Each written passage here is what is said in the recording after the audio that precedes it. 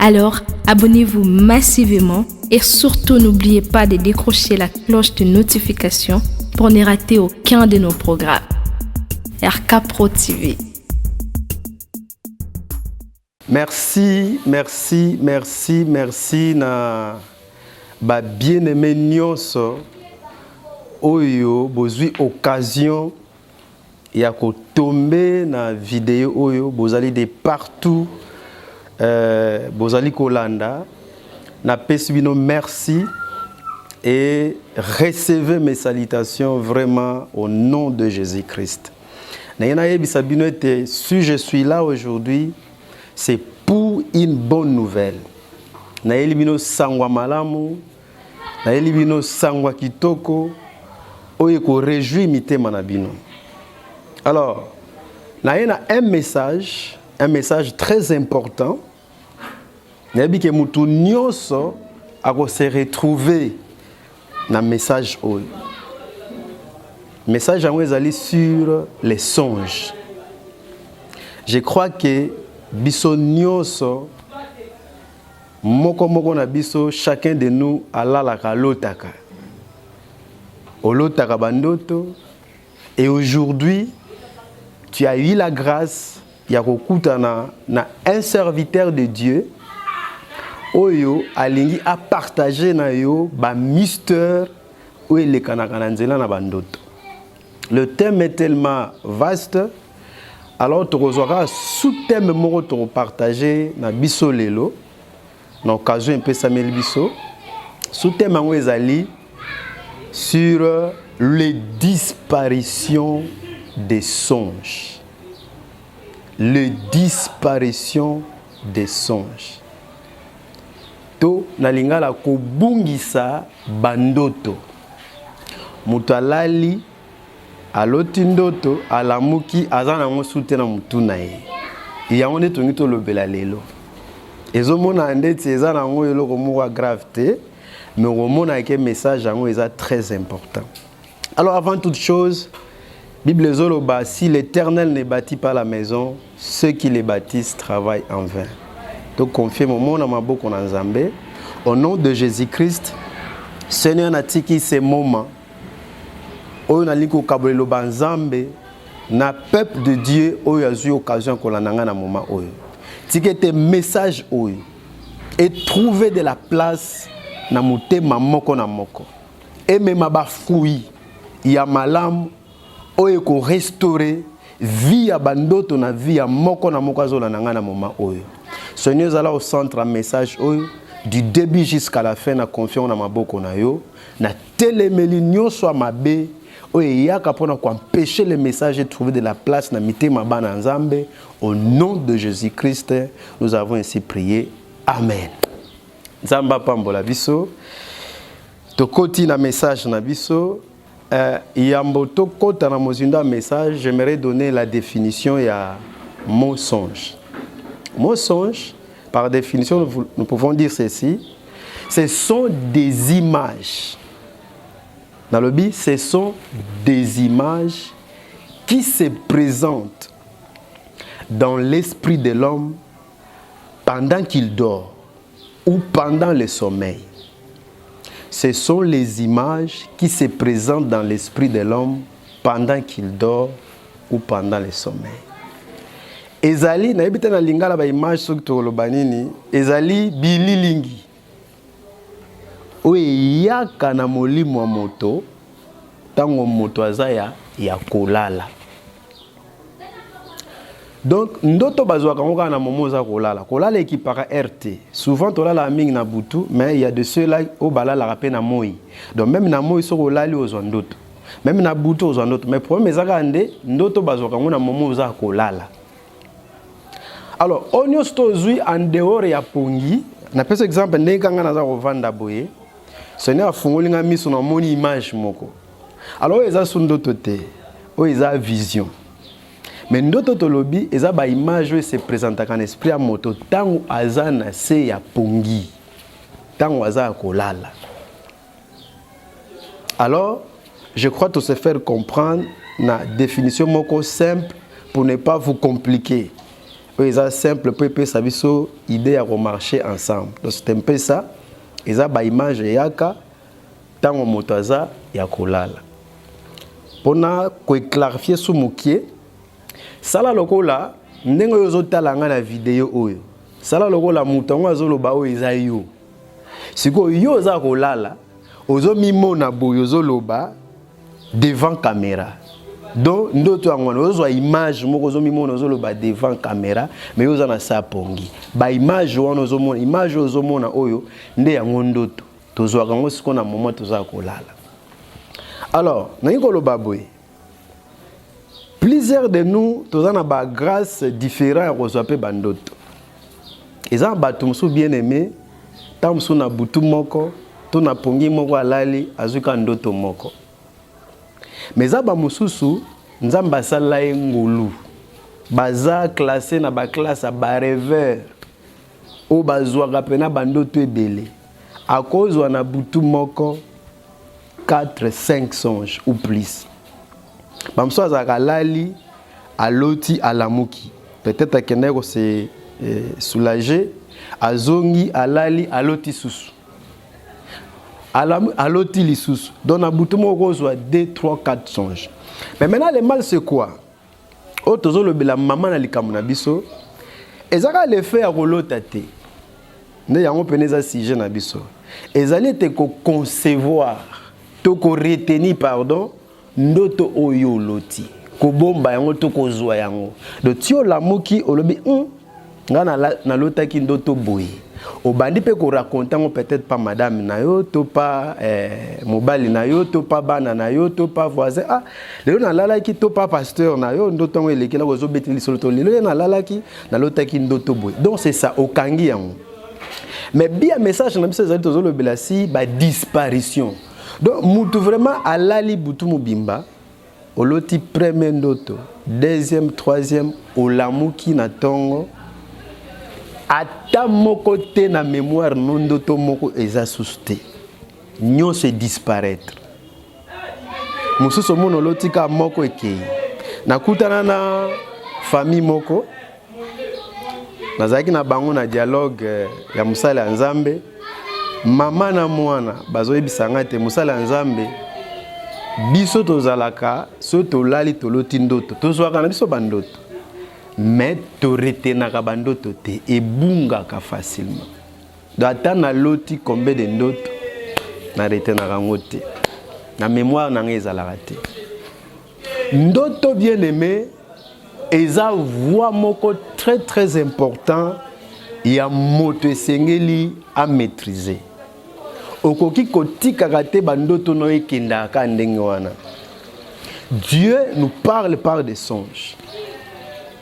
Et non seulement Dieu, le diable aussi de sa part, il est pas ya kosala ba makambo na même na nzela ba songe. Bien sûr que lelo nazolo bela pena ba source ba songe te, ba source eza ibele. Mais lelo na évoquer quand net mi balé pona pio image que nzamba lo bela pe bat na nzela ba ndoto. Satan peut former ba plan na mabe na nzela ba ndoto moni ba makambo ya Satan. Mais ce que le mal ané que pona yo ba ndoto nyoso lotaka obungisaka mo. Comme preuve nakolo banayo mtozola nanga lelo so na tunyo yebisanga ndoto loti lelo tant musupoza na musute na mutu. Voilà. Voilà problème na biso place eza. Oloti ndoto lelo na butu oza na musute. Menga Dieu merci ndoto nga na loti na butu lelo nazana. J'ai eu un songe et j'ai retenu ces songes et bungité. Alors, Dieu nous envoie aujourd'hui na mission moko ya ko restaurer ba vie ya bato nyoso tu babungisaka bandoto. Bien aimé, c'est une maladie. Je vous dis, c'est une maladie. Ozwaka bandoto obu bato mingi batenaka compte penza na ngote. Amona nango normal. Alali abungisi ndoto, il trouve ça normal. Et je vous dis aujourd'hui que eza malade. Donc ne mutu abela ba malaria, ne mutu abela ba malade belé belé toko tanga te. Donc yo posa malade spirituellement. Ton problème ya bandoto na yo eza na panne. Par l'aide de Dieu, toye awa lokola mosali ya Nzambe poto restaurer voie ya bandoto nozo obungisa. Vraiment c'est mauvais. Ça arrive aussi dans toute une maison. Papa, maman, bana, tout le monde bazo bandoto mais babungisa rango. Alors, plus grave encore, na mutu a l'autre raté. Dans le bien plus grave encore pour na yo mutu lalaka o l'autre raté. Mais on les appelle point mususu, so nzamba pese occasion to kolobela ka un jour mususu na kaya bateau balota raté. Na koma koko zo appelle solution. Mais le plus toza na bateau yo a loti mais azo simba ndoto na été ezo bunga. To lobete pour te continuer à marcher, ndoto soko lali o loti ndoto il faut okanga yango. Alors yo muto kanga bandoto te, le Seigneur nous envoie aujourd'hui pour vous. Alors, nous avons deux catégories ya batu oyo babungisa bandoto. Deux catégories na pesa. Catégorie ya liboso eza batu oyo des gens qui s'en foutent la disparition ya ba songe. Donc alali aza conscient l'air à l'amour que on dit na lotaki ndoto mais asali boye amoni yango ndoto eza nango tina moko te pona ye a s'en fouter nango, il ne se dérange même pas pour ça. Il y a des gens au bazabon. Dans ce monde d'aujourd'hui, grâce au Nzamba pesanga, il y a un message sur les songes, na kutana ba kapa bato aboye. Donc d'une manière générale na kaya boye, ça peut bajara bato yo parfois, na bi bango nyos touté. Mais parfois ba mosusu bazape bajara bato bandimaka bandoto te. Nzoka des songes et ça moyen moko vrai. Dieu utilise des songes, tozana ba preuve bato balota bandoto kokisama. Tozana bato balota bandoto nzamba atalisa bango makambo na nzela bandoto. Toza pe na bato balota bandoto ko wuta na nzela diable, na nzela Satan. Et bandoto wana par ignorance et kokisama. Bakutana na ba danger wana o kaka ba monaki na ndoto. Donc ndoto on néglige rango te bien aimé. Malheur à toi oyo s'en foutaka. Na ndoto. Mona ngo ndete za nango eloko te. Ndete za kaka eloko moko tina moko te.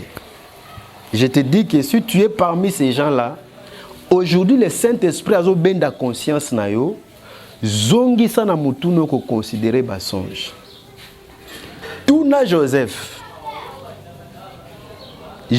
na bi tout na Joseph na Bible oya koma premier ministre na mboka bapaya. Vi na ye eloko esala ko Matthieu azabongo eza ndoto. Dieu lui avait montré ce qui sera demain. Nanzela ndoto kaka. Donc ndoto ko négligent ngote. Totolobi ete première catégorie eza bato ba s'en foutaka. Si tu es là parmi okuta na vidéo oyo, oza parmi bato yo ba s'en foutaka na bandoto, je te dis répands-toi. Nous sommes là pour vous aider.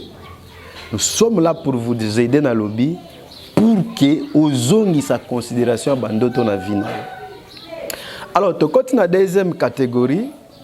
Ezali ya bato yo, non pas qui au bazo s'en foutait, mais ce sont des gens maintenant qui s'inquiètent de la disparition ya basonge na bango. Na ko expliquer.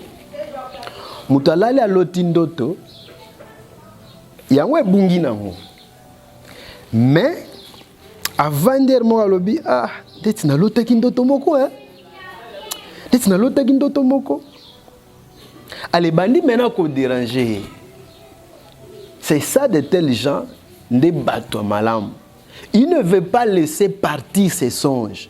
À y habiter. Soit ils ont plan Satan, à y habiter. Soit ils ont message en Nzambe. Alors, comme ils s'inquiètent, fallait kangande yango. On ne peut pas s'inquiéter des gens qui s'inquiètent. Donc, volonté, on a zolu kaka fallait. Ce qu'on a battu à Kosala, nini. Vous aussi, Vous êtes parmi ces gens-là. Oyo, bandote bunga kaka me utika la kana mawa. Ah, mais ndoto yo vraiment. Ozo raconter mais ndeti na lota ki ndoto moko ndoto ngo zelana no. Ndoto ngo mais zelana on dirait et ce qui quand on dirait ozo komi tungis. Ozo ebate siko okosala nini. Dieu nous envoie pour vous. Nga omoni na vani na kiti oyo. Naza devant caméra, naza devant bino, naza fruit. Il y a ba révélation. Nazoa ebele dans nzela bandoto. Ngana lota ming, Dieu m'a fait cette grâce là. Et bandoto ming na lota na kanga yango pe kokisama. Bandoto ka pe na nzela nzambe te mais bandoto mususu pe uta kana ngambo Satan. Oyo na kanga yango na mona keza plein ennemi na bundisango. Je donne un exemple. Ce que ezaki ndoto moko tang mususu eza plan ya Satan. Satan préparaki le kamobe comme le na journée. Yo bungisi yango et puis ndeti na kande ko to lobia liboso s'en fouter no yango. Ou bien peut tikali ka na kawana ko s'inquiéter ka ko luki solution te, qu'est-ce qui va arriver? Okokuta na ba conséquences en ndoto.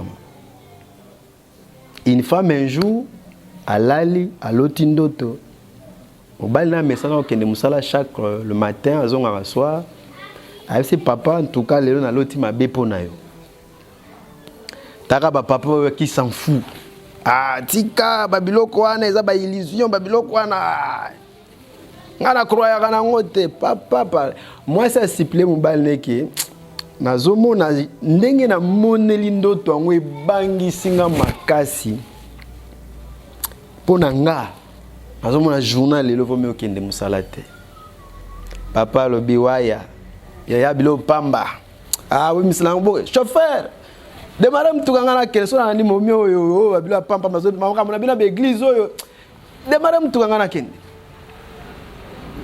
Papa mata na mtuka. Ami komela kutu na musala te. Moi c'est à supplier que vraiment j'ai un mauvais songe pour vous. Mais malheur ya papa ayokela mwasi na ite pona ya mona ndoto eza biloko pamba na nzela za yoko kende asala accident na mutuka kufa mwasi alela. Pourquoi? Parce que un cas na ezaki a négligé ki ndoto. Alors même chose peut comme na muto pe oyo ndoto est disparaître. Donc yo peut ko la même cas. Tant que disparaître, donc message ou nous en avons sauté. Est-ce la message à bien? Est-ce la message à ma bien? Tant que nous et bungio aux asuna ngote. Ce que les message à ma bien, aux à la victime non. D'où l'importance ya kokanga bandot. Donc aujourd'hui, Dieu nous envoie vers vous. Vous êtes de partout dans le monde, vous avez l'abisso. Vidéo les aponabino, journal les aponabino. Dieu m'envoie pour vous. Pour restaurer ma voix par lesquelles cette voix ici, le songe que Dieu parle aux humains, tout restaurant au comme la capacité à kokanga bandoto. Nzamba pesa biso mission wana, c'est notre domaine. Nzamba forma biso siriya. Alors wana ezali tolobi ezali deuxième catégorie ya batu oyo balota kandoto s'inquiète. Alors koloba kaka eza nango pe mabete mais tokena to nanger na Bible potote ya makambo nzambe eza bilo to fondé te tozuli yango na nzambe. Nous avons eu ça par des révélations. Nzamba pesa biso etinda pona kote yango pe batu mususu ba kangola. Nous allons prendre un exemple dans la Bible. Exemple nazo pesa eza ya mutu a lotindoto ndote bungi mais yesikoyo amona ke fallait pas fallait pas ndoto ebunga donc à regretter fallait pas ndoto ebunga donc na mutu na ya moni oui na lotaki ndoto moko mais ndoto ekokende boete. Un exemple dans la Bible, Daniel chapitre 2 Daniel chapitre 2, tozo bandana premier verset. Donc, malem tosuka na 6e verset. La Bible dit ceci. La seconde année du règne de Nabucodonosor. Nabucodonosor eut des songes. La seconde année, il y a règne naïe. Au moni lelo tozinde ti ba président mingi ba koma ko lekana ba pouvoir bazaka na ba mandat na bango limité. Net na France, ils ont 5 ans, par exemple, on a vu Emmanuel Macron, il y a 4 ans en France, alors ça là, non, si je me trompe pas, 4 ans ils ont aux États-Unis, pardon. Les États-Unis ils ont 4 ans. Alors, à pas na biso, ils ont président na biso, tous un mandat limite na ils ont 5 ans. Donc ça là 5 ans. Alors, à balobi que roi Nabucodonosor na 2e année à reine naïe. Azui songe. Bible Biboui. Nabucodonosor eut des songes. Il avait l'esprit agité et ne pouvait dormir. Donc là à l'autre bandoto nae à la mouki esprit nae comme agité. Biloko amona ki leki munene akopedra okaboete kimezangiye. Bible dit qu'il ne pouvait plus dormir. Donc, bandi ça a insomnie. De continuer. Le roi fit appeler les magiciens, les astrologues, les enchanteurs, le chaldéen, pour qu'ils lui disent ses songes. Ils virent et se présentèrent devant le roi. Bible dit roi na butu na lotaki bandoto tellement bandoto ngo ebungi. À s'inquiéter nango, Bible lobi était et silicien na pongi. Alors pour lui, il ne voulait pas perdre le message de ces. Voilà des gens que nous voulons. Bien aimé, na nazaraso na lali na lotindoto, na lamuki, na bungisi yango, et ça le melanga pe. Nga naza teke ponzamba talisanga makambango ke naza expert moko naza zengama muno. Ça m'arrive aussi que ndote bungi. Mais ce que bungi moi aussi na kota kan étape wana na bandi ko senke non ndoto faisons. Alors na to komi wana te tozo koma bientôt. Comment faire pour que ndoto yo bungisi ezonga? Avec l'aide de Dieu bientôt tozo koma wana. Ndoto lali oloti na ndoto na butu. Comment on ça pour que d'autres raisons. Alors, Bible dit que Nabucodonosor tangu a l'autre tourné na butu et déranger esprit naïe. Roi koki sukola la té à perdre sommeil. Je crois, je suis sûr et certain, roi ozanga maman nanda koute a betela pétan sous maman li solo que l'autre ndoto moko en tout cas ça ne va pas. Mais en tout cas, roi kokaité. La chose à mon avis est tellement menée à mon avis à quoi qu'on perdre d'autres en été. Bible Bible.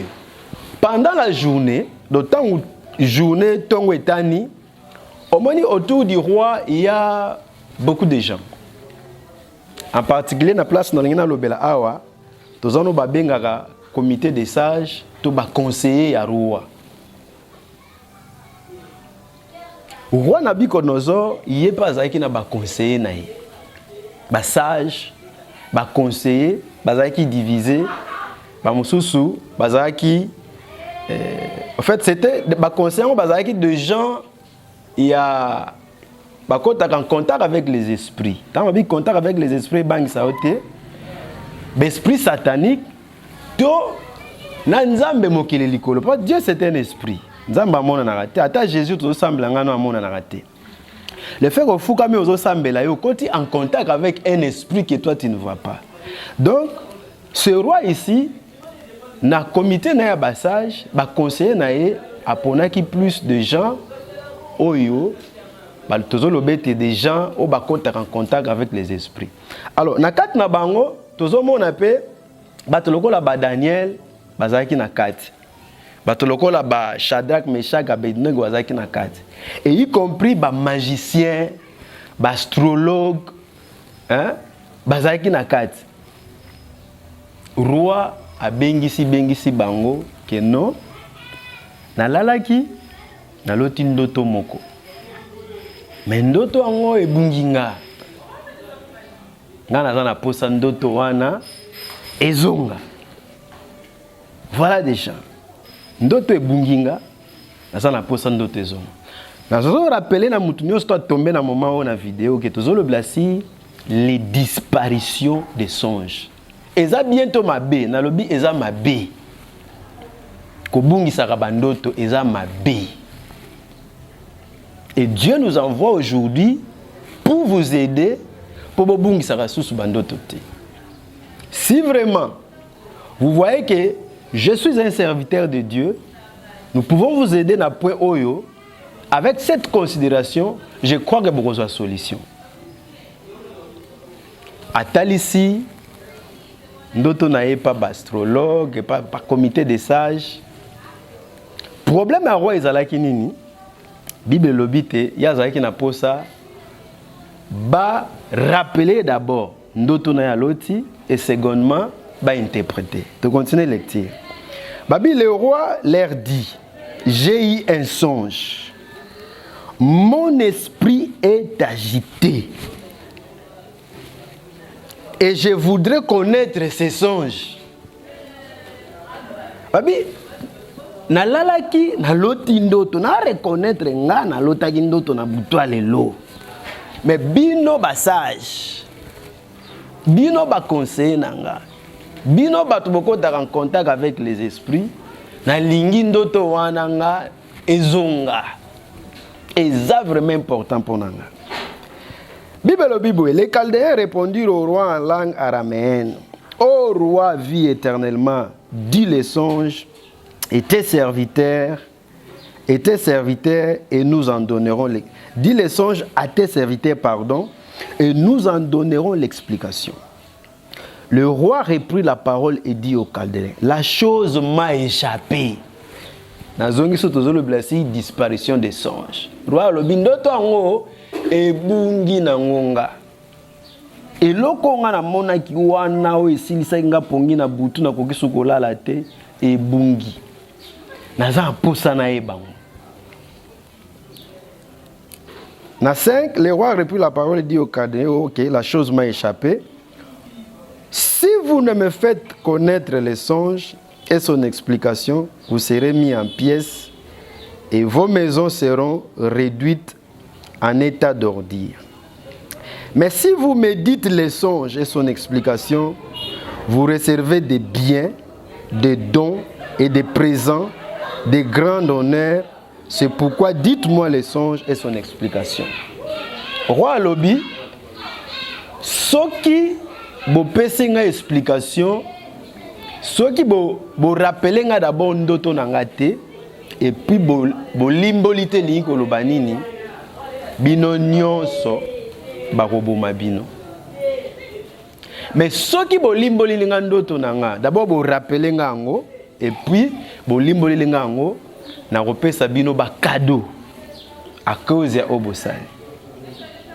Alors, tozo suka na biso awa histoire des amulai continue texte o ya Daniel D. Okomona histoire ezama mulai.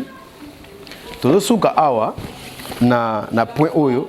Tozo suka awa na point oyo ya pardon na texte oyo. Yo kende ko continuer texte sango tinanda pour comprendre mozindo na omona te à la fin ba bandaki déjà ko massacrer ba sage mususu pour ba koka ki te ko pesa ro explication.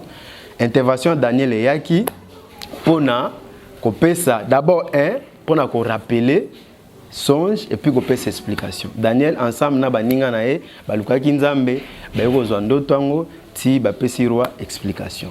Donc na pesa exemple là pour vous prouver que des choses que nous disions ici eza toujours ramasser en ka boité eza vérifiable. Ce roi ici azwaki ndoto na butu abungisi yango. Et na lisungi nzambe toza wana lelo pour vous aider. Alors tolobelaki premier point na biso tobaki était catégorie ya bato yo babungisa bando tobaki il y a des gens qui s'en foutent na ndoto amona ngotina te il y a de ceux là au ba s'inquiéta ka balinga ka bazwa réponse.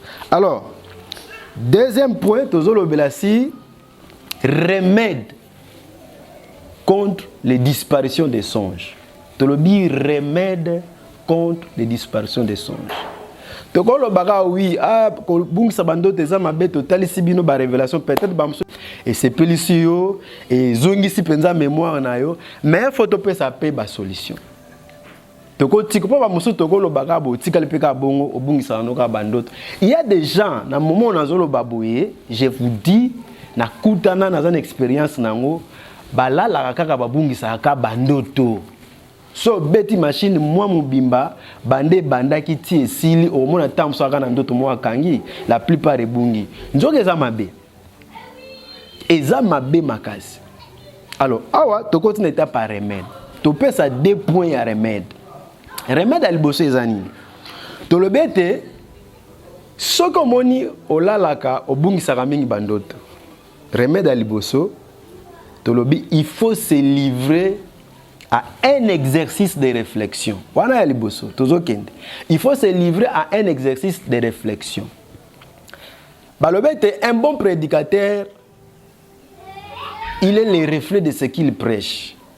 Et lorsqu'on point na lo belalelo, ba te belé na l'accent au bango, et nga moko pe lelo na vivre ango. Moni ndoto na loti lelo na kanga ki ango to ba échappa kinga. C'était à 5 heures, c'était vraiment à 5 heures, entre 5 minutes, 10 secondes dans la sanité. Na pissé ici, mais là, na prié pour préparer la journée. Na l'autre ndoto moko, ndoto est important. Mais ndoto est bungi.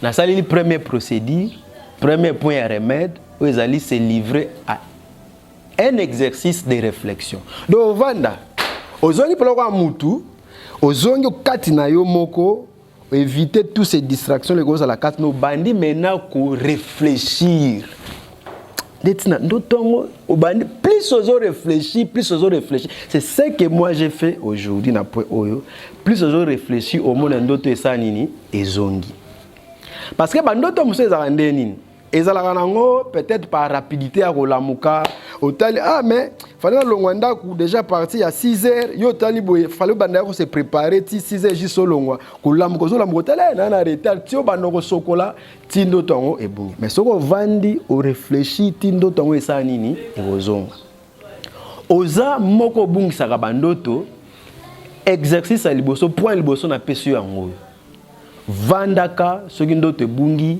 zwa temps ya réflexion banda ko réfléchir au monde ndoto ekozonga mais toke na deuxième point place tozo suki c'est là ce qui siko monique o se livrer un exercice à réflexion mais musala nzamba ebisaka biso no na vidéo moko tolandaki oh non so se livrer na un exercice de réflexion ndoto ekozonga mais nga na réfléchir penza na se concentrer na réfléchir ndoto ezoyaka kate so mono kuta na mingi na bakabo o meki procédure à liboso et ya kakate c'est toke na deuxième procédure ezali influence satanique.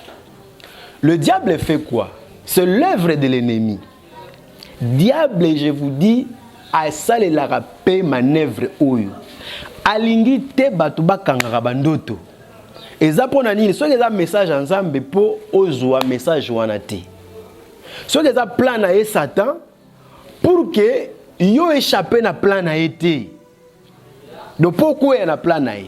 Pour ceux qui par exemple au kangi ndoto ngo o luka tam sous solution tala ndoto na lote ezabwe tam so luka basala nzambe ba bon de la ponto ba expliquer alors a sala tout a échappé yo pour que tango échappé yo ko ya mena na piège o ezalaki na kati ya ndoto wana lotaki. Donc bien que dans deuxième point c'est le diable qui fait ça. Diable mutasala ke batu balota bakanga ka bandoto te. Ngamoko pe omoni biso basala nzambe tozoloba toujours totera par exemple tozalaka pe attaquer. Je crois wana opesa nga raison. Basala nzambe to bundisa maka pe tozwaka pe battaque. Ndenge yo pe mwana nzambe batakaka yo. Donc nga pe basonge na nga pe za attaquer na ba moment mususu. Si on a ça les constant, on a mis que ça l'exercice de réflexion, qu'est-ce que je fais maintenant? Je comprends que c'est l'œuvre de l'ennemi. Diable a l'ingité na kangara bandoto, na bungisa kangoka, na bungisa kangokaka. Alors, qu'est-ce qu'on fait maintenant à point Oyo? Il faut se livrer à un exercice de prière d'autorité. Nazana ba preuve nango ebele yangamoko. Et puis il y a bateau ngamoko na sambela pona bango o babanda okangasu bandoto te lelo bakoma okanga bandoto. Le so moni bongo kangasu bandoto te ndoto nyo solo ta ke bonga kokaka. E bonga eza mabe. Il faut au monika ndenge to resisaka na ba église je crois bozolanda bozoyeba pasteur atinda ba sujet de prière to telemaka na autorité au nom de Jésus. Nazali ko telemela ndenge moko peka na point oyo. Fais ce que j'ai dit, tu me donneras raison. Téléma banda ko télémela, tous les démons au bazar la base de disparition bandoto na yo. Plus aux bon de la pona, plus aux bon de la pona, qu'est-ce qui va se passer au moment bandoto na sikoyo et ko fungwama, ko koma mena na niveau ya ko kanga bandoto. Ce que j'ai dit naza témoin oculaire, témoin vivant ya biloko na oloba. Nazana ba preuve ya bat oyo na teya makambo oyo pinga moko banda ko bondela banda ko résister ko chasser cet esprit oyo alimusaka bandoto na po kanga bandoto te, tu verras la solution. Et surtout salaka mingi boyepe lokola nga na salaka à chaque fois mwana nzambe nyonso qui se respecte okoki te kolala sans ko prier, okoki te obimisa likolo no libanda obanda mena ba course na sans ko prier. Moi, Nzambe nyoso qui se respecte, je vous dis, au cause de la bongoti. Avant de dormir, il faut prier. Au milieu de la nuit, sous un temps de prière. Avant je prépare la journée. C'est ça un enfant de Dieu. Alors, dans la première étape, il y a prière. À chaque fois, avant la pour diable pas oya ko bumisanga peut-être biloko moi mabe aye na komona ko sala manœuvre ke bunga. Qu'est-ce que j'ai fait na moment na préparer butu nanga pour na tikona maboko nzambe directement na telemela. Puissance nyo so molile ko ya pour na ko limusa bandoto ngana ko lota na butu lelo na telemeli yango. Au nom de Jésus-Christ, au nom de Jésus-Christ, au nom de Jésus-Christ, na résister contre ango, tu verras que okolala okangi ndoto.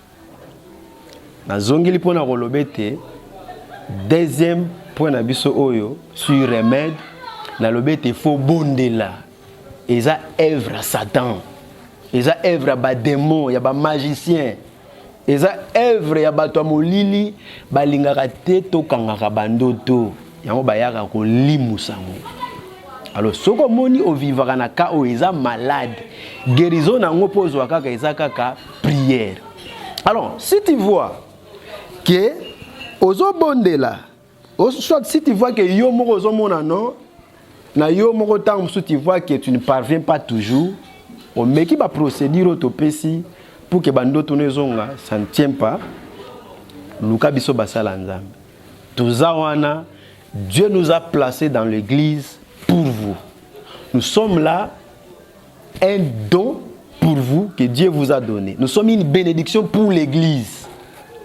Donc, osa awa, osa vivre la disparition bas songe. Vous êtes une famille, vous vivre la disparition bas songe. Au monique, tokoyo ko sunga bino na ba conseil, na prière, yangouya pour que vous ayez solution. Nous sommes là pour vous. Peut-être aussi ozana ka bandoto morope olota okangano yango mais on a besoin otobengi ya une interprétation bali molela ndoto no ozana ngo. Nous sommes là disposés pour vous. Vous pouvez facilement nous joindre na numéro nazo pesa yo mibale 089 60 50 7 ans. On va reprendre 089 60 50 700. Il y a Vodacom 081 99 530 21. Vodacom 081 99 530 21. Toza wana pona bino. Bon rejoindre biso na numéro pour vous aider na cas ya disparition ba songe pour une prière rencontre na musala nzambe pona ko interpréter bandoto na bino mamero ngwana pesi bino nzamba pambola bino lelo te lobelaki sur disparition ba songe to pesi pe ba remède sur yango. C'était vraiment un bon message na resepela pour partager yango. Yo okoyi na vidéo ko garder ngo pona yo moko te sunga pe bande ko mosusu benga bango baya ko mona vidéo oyo ko sunga bino mingi nzamba pambola bino a mingi na ko profiter pe de l'occasion ko pambola église corps du Christ RDC basala nzambe mbimba nzamba pambola bino na pesi bino wambote belé et puis na bosa inte ko pambola ma grande communauté de l'armée de victoire avec mon père spirituel l'archevêque Coutinho Fernando. Na pesi yo mbote mingi papa bisiko ozali na France peut-être retomber na vidéo oyo pe bambote nanga pe belé pa ya mama Emi Coutinho na corps mobima basala nzamba armée de victoire nzamba pambola biso ya mingi message na biso to lobela ki lelo je crois ezali yango to komi na suka. Que Dieu vous bénisse, que Dieu vous bénisse, que Dieu vous bénisse pour ces messages na bondeli nzambe na bomoy na tiki mwana no moko na moko oyo tombé na vidéo oyo sur disparition ba songe. Disparition ba songe est malade. Mutu nyonso azo vivre disparition ba songe ayamba guérison au nom puissant de Jésus-Christ. Dans le but yamba guérison au nom puissant de Jésus. Yamba délivrance na yo au nom puissant de Jésus-Christ. Lala pongi ya kitoko zwa bandoto kanga yango pona lipamboli na yo dans le nom puissant de Jésus-Christ. Nous avons ainsi prié. Amen. C'était votre humble serviteur Wanunga Makela Jedaël, surnommé l'ami de Jésus. Nzamba pambola biso. Bye. Abonnez-vous sur RK pour équilibrer votre vie. Un programme consistant pour votre vie chrétienne. Campagne évangélique. Prédication. Prière.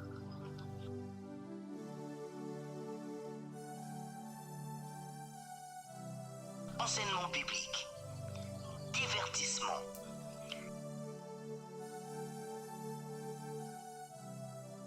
Cinéma.